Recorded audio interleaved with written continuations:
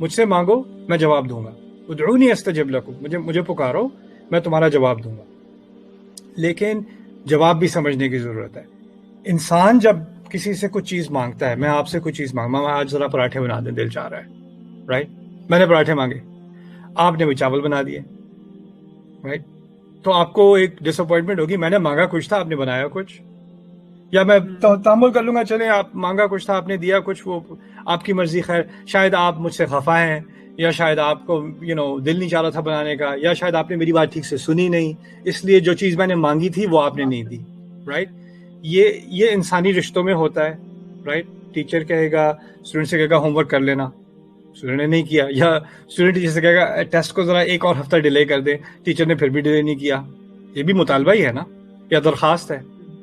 اب یہ ذہنیت جو انسانوں کے درمیان ہوتی ہے, اس ذہنیت کو ہم اللہ تعالیٰ کی طرف لے جاتے ہیں اور کہتے ہیں میں نے اللہ تعالیٰ سے دعا کی تھی کہ مجھے ٹوئنس چاہیے, اللہ تعالیٰ سے میں نے دعا کی تھی کہ میرے اتنے پیسے جمع ہو جائیں کہ میں موٹر سائیکل لے لوں, یا اللہ تعالیٰ سے میں نے یہ دعا کی تھی کہ یہ جو ہے بیٹی کا رشتہ یہ اس سال ہو جائے, یا یہ جو ہے یہ ہماری توقعات ہوتی ہیں کہ اس سال کچھ ہو جائے, اس مہینے کچھ ہو جائے, یا اس طرح سے ہو جائے, یا اس طرح کا ہو جائے, یا یہ والا گھر مل جائے, یا یہ والا رشتہ بن جائے, یا اس طرح کی ہماری بڑی اسپیسیفک ریکویسٹ ہوتی ہے. اور زندگی کیا ہے کہ ہم دعائیں بہت ساری کرتے ہیں, کئی دفعہ اللہ تعالیٰ وہ جو ایگزیکٹ چیز ہمیں چاہیے ہوتی, جیسے میں نے آپ سے پراٹھا مانگا وہی پراٹھا آ جاتا ہے اللہ تعالیٰ کی طرف سے. لیکن کئی دفعہ کیا ہوتا ہے, ہم مانگتے کچھ ہیں لیکن احساس ایسا ہوتا ہے کہ کوئی کچھ ملا نہیں. سوچنے کی بات یہ ہے کہ آپ نے جو مانگا, پہلی اس میں بھی اللہ تعالیٰ نے ہمیں کچھ تعلیم دی ہے. ہمیں اللہ تعالیٰ نے کہا ہے جنت کے بارے میں, وَلَكُمْ فِيهَا مَا تَشْتَهِي أَنفُسُكُمْ وَلَكُمْ فِيهَا مَا تَدَّعُونَ. جنت میں تمہیں جو چاہو گے ملے گا, اور جس چیز کا دعویٰ کرو, جس چیز کا مطالبہ کرو گے وہ تمہیں دے دی جائے گی. اس سے پہلی بات کیا نکلتی ہے کہ جو چیز میں مانگوں وہ مجھے مل جائے, یہ کہاں کی حقیقت ہے؟ یہ جنت کی حقیقت ہے, یہ دنیا کی حقیقت تھوڑی ہے. دنیا میں جو مانگوں مجھے ملے گا, یہ تو اللہ تعالیٰ نے کبھی نہیں کہا. تم پیسے مانگو گے میں تمہیں پیسے دے دوں گا, تم گاڑی مانگو گے میں تمہیں گاڑی دے دوں گا, تم اولاد مانگو گے تمہیں اولاد دے دوں گا, تم صحت مانگو گے تمہیں صحت دے دوں گا. ایسے تو اللہ تعالیٰ نے کبھی نہیں کہا. کہا کیا ہے؟ استجب لکم, تمہاری دعا کا جواب دوں گا. اب ہماری زبان کچھ اور ہے, انسانی زبان ہے, ہماری سوچ کچھ اور ہے, ہم سوچ کے مطابق سوال پوچھتے ہیں. اللہ تعالیٰ کا جواب اللہ تعالیٰ کی حکمت کی بنیاد پر ہوتا ہے, اس کی اپنی زبان میں ہوتا ہے, اور اس کا جواب ہو سکتا ہے جیسے یعقوب علیہ السلام ہے, تکلیف میں ہے, ان سے زیادہ ہم کون کمپیٹ کرے گا یعقوب علیہ السلام کی عبادت سے؟ وہ نبی ہیں اللہ تعالیٰ کے.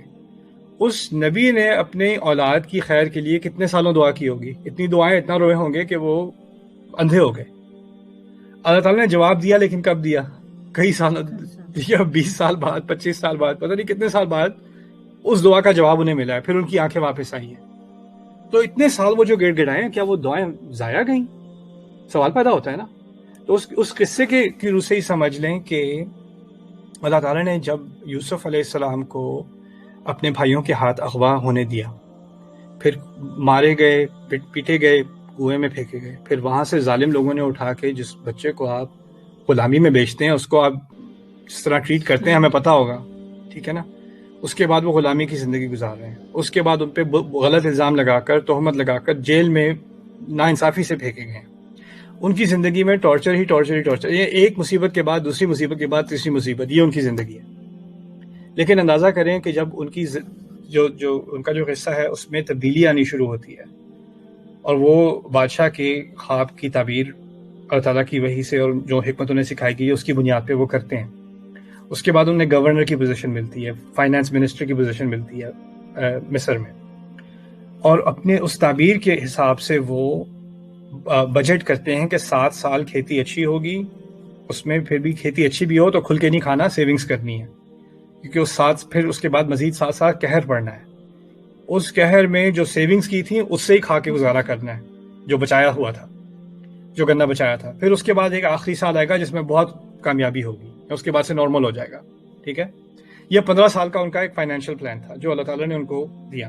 اب اندازہ کریں اگر وہ جیل میں نہ ہوتے تو ان کی کبھی اس جو ان کے ساتھ تھا جس کی انہوں نے مدد کی تھی اس سے کبھی بات نہ ہوئی ہوتی, اور جس سے ان کی بات ہوئی تھی وہ رہا ہو گیا. وہ جو ہے وہ بادشاہ کا جو جام ڈالنے والا تھا وہ تھا, تو جب بادشاہ کو خواب آیا اور اس کو سمجھ نہیں آ رہا یہ خواب کیا، اس کا کیا معنی ہے، تو اس کے ذہن میں یوسف نہ آتے جو ان جیل میں ملے تھے. وہ جیل واپس جا کر ان سے بات نہ کرتا کہ بھئی یہ خواب ہے، اس کا کیا مطلب ہے. وہ پھر باہر آ کر اس کی تعبیر نہ کرتے. اگر وہ تعبیر نہ کرتے تو قہر ہوتا 7 سال بعد، اور لاکھوں بچے مرتے، ایک یا دو نہیں. یعنی ایک تو یہ قصہ ہے کہ ایک باپ سے ایک بچہ بچھڑ گیا، رائٹ، ظلم کے اندر.